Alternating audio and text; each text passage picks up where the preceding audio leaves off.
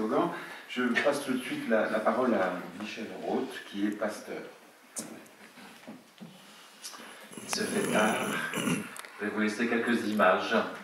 Imaginez 50 musulmans assis sur les marches devant le tabernacle, et puis une vieille dame juive avec la perruque un peu de travers, qui chuchote aux élèves qui sont médusés et qui disent « Vous allez voir le trésor d'Ali Baba ». Elle ouvre les portes du tabernacle et elle montre les rouleaux de la Torah. Eh bien, je vous assure qu'il y avait des mamans qui accompagnaient ces enfants qui en ont pleuré de joie. Alors voilà, c'est mon travail depuis pratiquement 40 ans.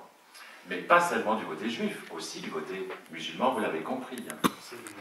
Voilà, bon, j'ai monté une association, je dis ça parce que les dénonciations que vous faites tous, je veux dire, que j'ai entendues jusqu'à présent, je ne sais pas, on les a, enfin on les connaît, enfin j'espère, on s'encourage les uns les autres, mais enfin on est entre frères et sœurs.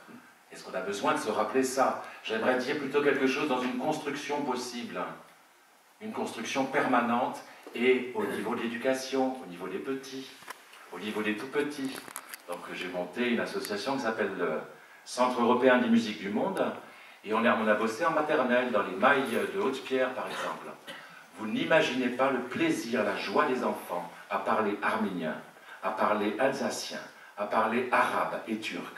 Vous n'imaginez pas la vitesse avec laquelle tous ces enfants, ça laisse des traces profondes. Donc un travail sur la langue, un travail sur les langues, un travail sur l'origine des langues, sur l'histoire, sur les racines de chacun des élèves.